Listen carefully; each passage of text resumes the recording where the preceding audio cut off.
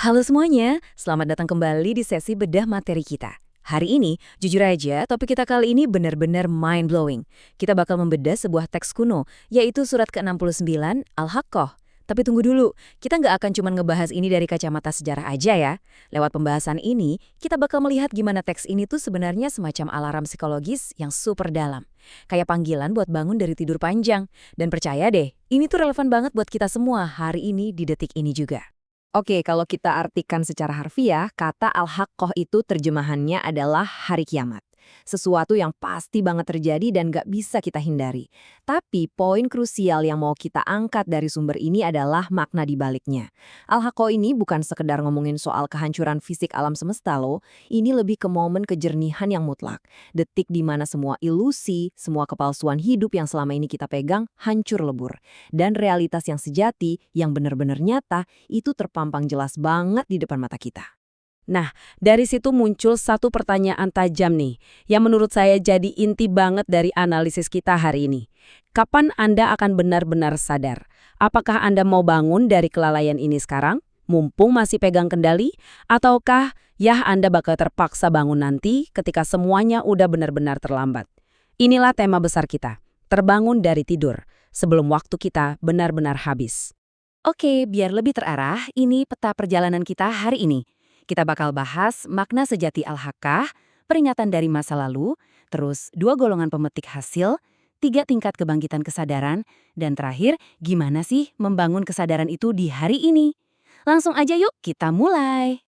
Bagian pertama, makna sejati al-haqqah, kiamat yang pasti dan kebenaran yang sama sekali nggak bisa ditawar.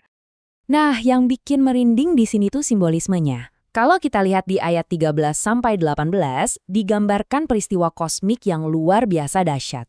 Sangkakala ditiup, bumi sama gunung dibenturkan, terus langit terbelah, sampai nggak ada satupun rahasia yang bisa disembunyikan lagi.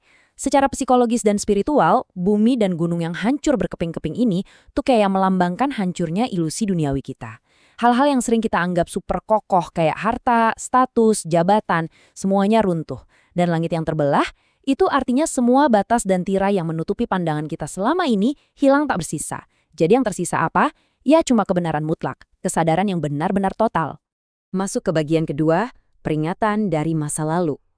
Sejarah tuh selalu punya cara ya buat ngasih pelajaran ke kita lewat kebangkitan kesadaran yang sayangnya datang terlambat.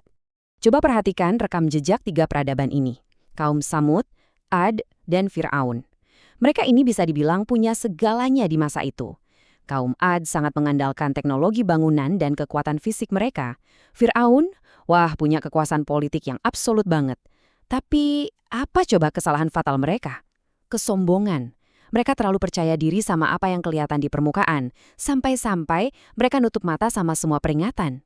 Mereka pikir benteng materi ini pasti bisa menyelamatkan mereka. Padahal ya, nyatanya ndak gitu. Tapi justru disinilah letak tragedinya. Pada akhirnya, mereka sadar kok. Ya, mereka beneran sadar. Sayangnya, kesadaran itu datang terlambat. Realisasi mereka baru benar-benar muncul pas azab atau kehancuran itu udah ada di depan mata. Dan kalau udah di titik itu, kesadaran udah nggak ada harganya lagi. Nggak bisa jadi tebusan. Ini benar-benar contoh tragedi psikologis yang sangat menyedihkan. Sekarang kita lanjut ke bagian ketiga. 2 golongan pemetik hasil. Ini adalah momen perhitungannya. Di momen puncak itu, umat manusia bakal terbelah jadi 2 kutub yang sangat ekstrim. Ada golongan kanan dan ada golongan kiri. Saat kita bedah sumber material ini, kontras emosinya tuh wow, kerasa banget. Di satu sisi, golongan kanan ini diliputi rasa antusias yang luar biasa, puas dan bangga. Tapi di sisi lain, golongan kiri benar-benar tenggelam dalam penyesalan yang menyiksa, keputusasaan yang mutlak. Sampai-sampai mereka itu memohon supaya kematian menghapus eksistensi mereka aja selamanya. Nah, coba kita dengerin apa yang mereka katakan. Dengar ya, ini adalah suara golongan kanan. Mereka berteriak penuh kemenangan, ambillah, bacalah kitabku. Sesungguhnya, aku yakin bahwa aku akan bertanggung jawab atas perhitungan amalku. Wah, kerasa nggak sih euforianya? Nggak ada rasa malu sedikit pun, nggak ada rasa takut. Kenapa coba? Karena ini adalah teriakan kemenangan dari seseorang yang secara sukarela memilih untuk bangun dan sadar selama mereka hidup di dunia. Mereka udah nyiapin laporan ini jauh-jauh hari, dan sekarang mereka bangga banget memamerkannya. tapi kontrasnya benar-benar bikin merinding. Coba dengerin rindihan golongan kiri. Wahai, sekiranya kematian itu saja yang mengakhiri segalanya. Hartaku tidak berguna bagiku. Coba resapi baik-baik kata-kata itu.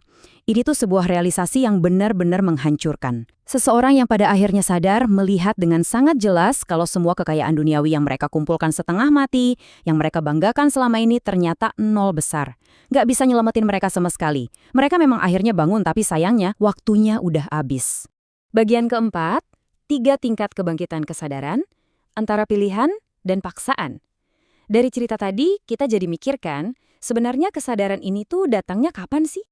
Nah, dari teks yang kita bahas, kebangkitan kesadaran ini dibagi jadi 3 tingkat.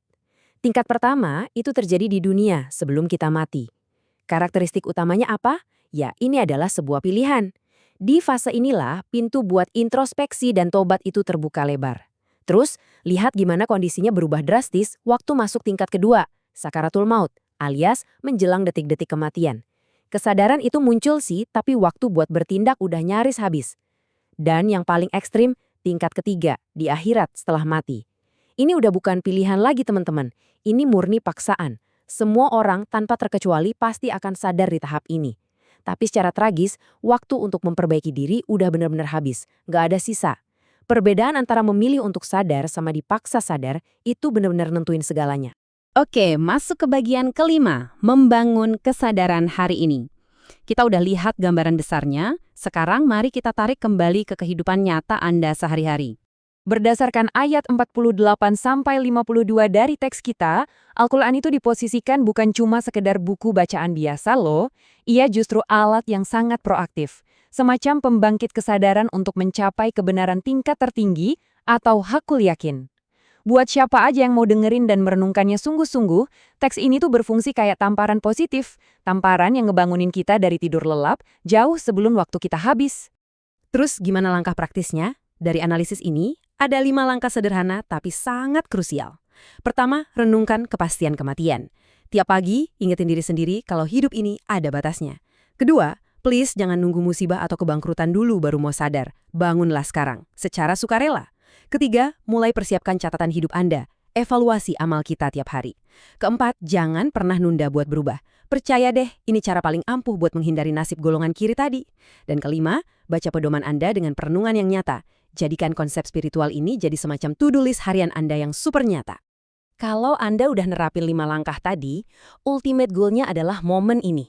Kita balik lagi ke kutipan kemenangan yang luar biasa tadi. Ambillah, bacalah kitabku. Bayangin aja Anda bisa berdiri dengan kepala tegak, penuh percaya diri di akhir perjalanan nanti. Bangga sama jejak yang Anda ukir. Cuma karena Anda memutuskan untuk bangun saat masih punya waktu, itulah kemenangan yang benar-benar sejati. Jadi, sebagai penutup sesi bedah materi kita hari ini, saya pengen ninggalin satu pertanyaan yang cukup personal buat kita semua. Apakah kitab Anda, catatan hidup Anda, saat ini udah siap buat dibaca? Kalau misalnya momen kebenaran itu datang hari ini, detik ini juga, apakah Anda bakal dengan bangga menunjukkannya? Ataukah Anda malah berharap dikasih tambahan waktu sedikit lagi? Pilihan untuk bangun dari tidur itu sepenuhnya ada di tangan Anda hari ini. Oke, terima kasih banyak udah ngikutin sesi ini, dan sampai jumpa di pembahasan materi kita berikutnya.